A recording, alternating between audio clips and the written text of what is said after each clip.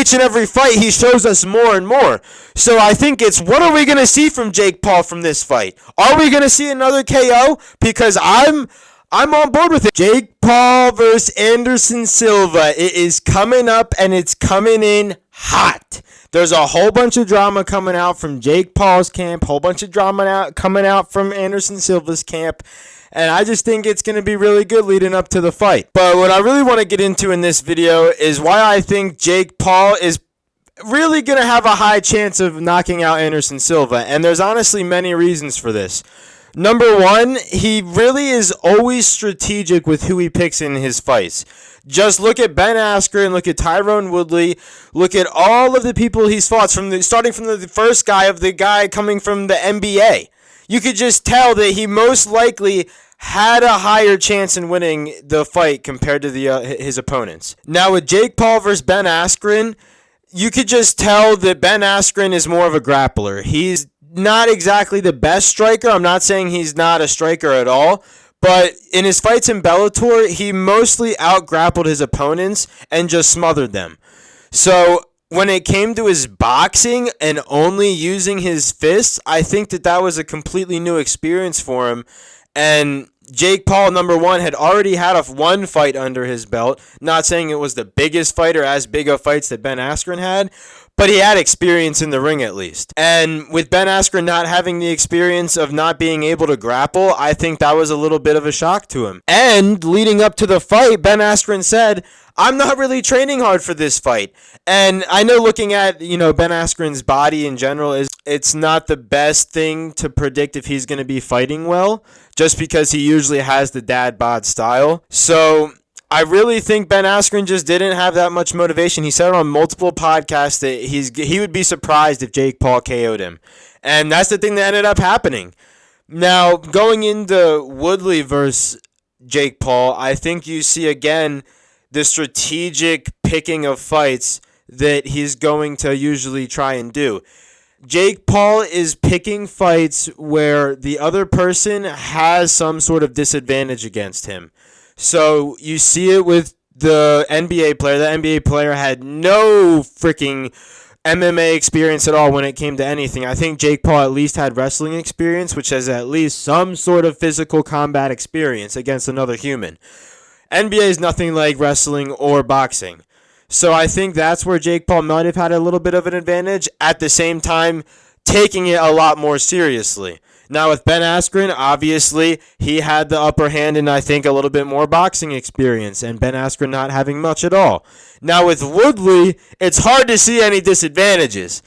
But if you really looked at Woodley's career towards the end of the UFC, his last 4 or 5 fights, up until he lost the belt, every fight, including that one against Usman where he lost the belt, he was just standing there.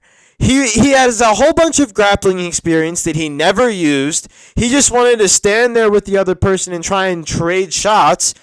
But each fight, he had the least amount of strikes. I think in one of the fights, he had one of the least strikes thrown in the entire UFC history. So just looking at that and leading up to a boxing fight, I think it really, I could see why Jake Paul picked Tyron Woodley. In my opinion, I would have picked Tyron Woodley if I was going to pick one of the best UFC fighters that's going to be going on a big downhill after they're retiring, basically, after their contract is up. And at the same time, Jake Paul is gaining all of this experience. He is training, taking it more and more seriously. So I really think that picking Anderson Silva, if you're looking at Anderson Silva, I'm not saying he is comparable to Tyron Woodley towards the end of his career. Yeah, he might have lost a few fights here and there, but I would just call that to age and new up-and-coming people having different things that he might have not had answers for. But he's always been a good kickboxer when it came down to the basics of his fighting. He was an amazing kickboxer. His striking was out of this world. His distance management, amazing. So I think that is why this fight is interesting, because Anderson Silva, when against any fighter, it's hard to find weaknesses against him. But if you look at his old age, I think he is getting up there when it comes to maybe getting your bell rung and your brain is going to say that's it, no more. But you also see this drama that I talked about in the beginning of the video where there's rumors and supposedly there's footage of it. I don't really could care less about footage or even if it's true. But if it is true that he's getting knocked out in camp, which is what the rumors are, I think that's a little bit of why Jake Paul would have picked Anderson Silva. He's someone who's getting older in age, and everyone just, you can see it with Floyd Mayweather now getting older. He's not looking as good against Logan Paul. Like, come on. Come on. Age has something to do with anybody, no matter who you are. I don't care what you're doing. Now, I don't think they're testing for the juice or anything, so that might be something that Anderson Silva might have. That might be something that might have a factor that will surprise us. That is why this fight is going to be interesting.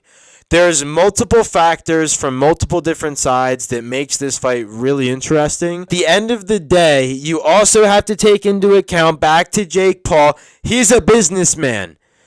He would not be able to do a lot of, I think, these big fights if he lost early in his fighting career. But at the same time, you have to take him seriously because he's beaten Tyron Woodley twice, and people say the decision, whatever, he still knocked him out at the end of the day in the second fight.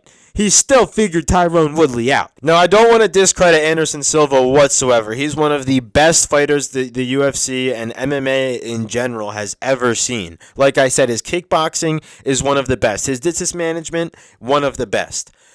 You see him fight against Chael Sonnen, Michael Bisping, huge fights in the UFC he's had. He's had the belt once, so I think that Anderson Silva brings a lot to the table. I think not only does he take this fight very seriously, I think his last fight against Tito Ortiz, that definitely showed that he has boxing skill. And if people didn't believe it from that one, the fight before that was against Julio Cesar Chavez Jr., which he at one point held one of the WBC belts.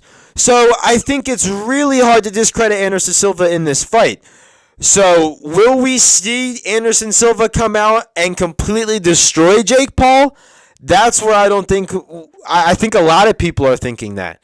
But I think, once again, Jake Paul has a really good tool set, which a lot of people don't really see. They don't understand, and he's only had a very little amount of time in the ring. He had one fight go to the decision against Tyron Woodley, but even that one I only think was 6 rounds total.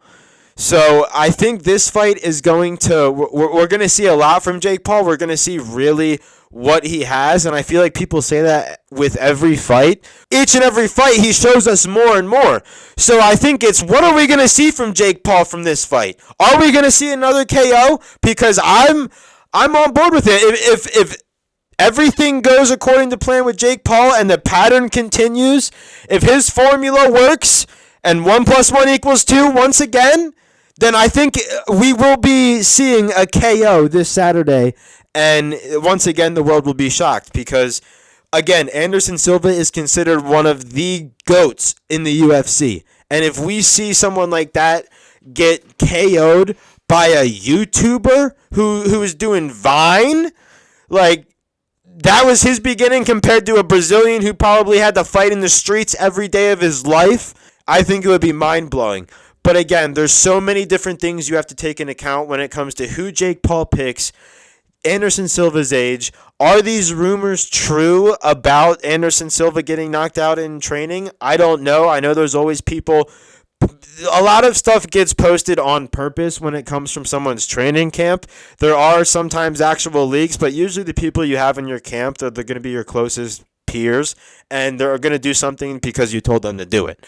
So at the end of the day, I think when it comes down to it, YouTuber this, Anderson's old that, whatever you want to say, whether whoever's side you're on, we are going to have a very interesting fight, and that is why I watch MMA in general. That's why I watch UFC. That's why I watch boxing. I watch it for an entertaining fight, and that we're going to have a scrap, and that is what I'm here to see.